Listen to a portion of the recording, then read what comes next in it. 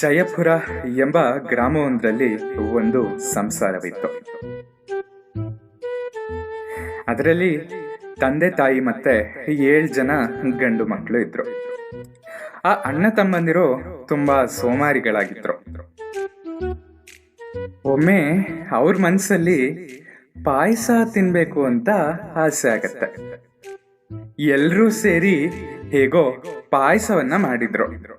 ಆದ್ರೆ ಪಾಯಸ ಮಾಡಿದ ಮೇಲೆ ಅದಕ್ಕೆ ಸಕ್ಕರೆಯನ್ನೇ ಹಾಕ್ಲಿಲ್ಲ ಎಂದು ನೆನ್ಪಾಯ್ತು. ಆಗ ಎಲ್ಲಾ ಡಬ್ಬಗಳನ್ನ ಹುಡುಕಿದ್ರು. ಯಾವ ಡಬ್ಬದಲ್ಲೂ ಸಕ್ಕರೆ ಕಾಣಿಸ್ತಾನೆ ಇಲ್ಲ. ಈಗ ಅಂಗಡಿಗೆ ಹೋಗಿ ಸಕ್ಕರೆಯನ್ನ ತರುವವರು ಯಾರು ಎಂದು ಅವರಲ್ಲಿಯೇ ವಿವಾದ ಶುರುವಾಯಿತು. ಆಗ ಅವನಲ್ಲಿ ಒಬ್ನಿಗೆ ಒಂದು ಉಪಾಯ ಹೊಳಿತು.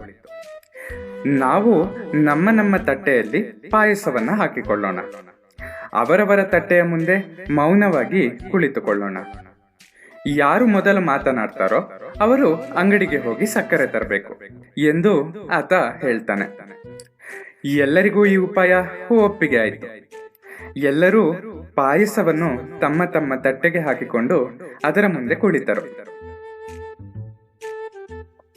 ಅವರೆಲ್ಲ ಸೋಮಾರಿಗಳಾಗಿದ್ರಿಂದ 1 ಗಂಟೆ ಆದ್ರೂ ಯಾರು ಮಾತೇ ಆಡ್ತಾ ಇರಲಿಲ್ಲ. ಪಾಯಸದ ವಾಸನೆಗೆ ಬೀದಿಯಲ್ಲಿ ಮಲಗಿದ್ದ ನಾಯಿ ಮೆಲ್ಲಗೆ ಒಳಗೆ ಬಂದಿತ್ತು. ಇನ್ನು ಕೆಲವು ನಾಯಿಗಳು ಅದರ ಹಿಂದೆ ಒಳಗೆ ಬಂದ್ವು. ನಿಶ್ಚಲವಾಗಿ ಕುಳಿತಿದ್ದ ಅವರನ್ನ ನೋಡಿ ಎಲ್ಲರೂ ಸತ್ತು ಹೋಗಿದ್ದಾರೆ ಎಂದು ಭಾವಿಸಿ ಅವರ ಎದುರಿಗಿದ್ದ ತಟ್ಟೆಯಲ್ಲಿರುವ ಪಾಯಸವನ್ನೆಲ್ಲ ನಾಯಿಗಳು ತಿಂದುಬಿಟ್ವು. ಸಂತೋಷಗೊಂಡ ನಾಯಿಗಳು ಒಂದಕ್ಕೊಂದು ಅಭಿನಂದಿಸಿದ್ವು. ಅದರಲ್ಲಿ ಒಂದು ನಾಯಿಯು ಆ ಸೋಮಾರಿಗಳಲ್ಲಿ ಒಬ್ಬನ ಮುಖವನ್ನ ನಾಲಿಗೆಯಿಂದ ನೆಕ್ಕಿತ್ತು. ಅವನು ಕೂಡಲೇ ಸಿಟ್ಟಿನಿಂದ, ಏಯ್ ಕೆಟ್ಟ ನಾಯಿ, ಎಲ್ಲ ಪಾಯಸವನ್ನ ಕುಡಿದ್ರು ಈಗ ನಿನಗೆ ತೃಪ್ತಿ ಆಗ್ತಾ ಇಲ್ವಾ? ನನ್ನನ್ನ ತಿನ್ನಲು ಬಂದಿದ್ಯಾ ಎಂದು ನುಡಿದನು. ಆಗ ಬೇರೆಯವರೆಲ್ಲ ಎದ್ದು ನಿಂತು ಒಟ್ಟಿಗೆ ಹೇಳಿದ್ರು, ಇವನೇ ಮಾತನಾಡಿದವನು. ಈ ಗಲಾಟೆಯನ್ನು ಕೇಳಿ ಪಕ್ಕದ ಕೋಣೆಯಲ್ಲಿ ಮಲಗಿದ್ದ ಅವರ ತಂದೆಗೆ ಎಚ್ಚರವಾಯಿತು.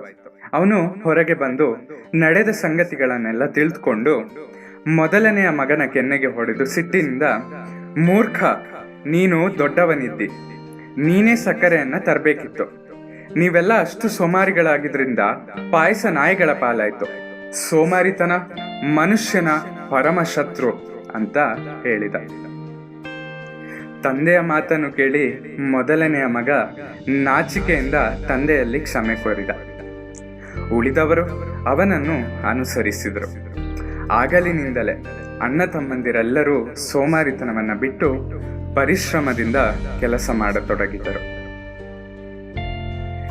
ನಮ್ಮ ಬದುಕಲ್ಲೂ ಅಷ್ಟೇ, ಕೆಲವೊಮ್ಮೆ ಸೋಮಾರಿತನ ಮೈಗಂಟ್ಕೊಳ್ಬಿಡುತ್ತೆ.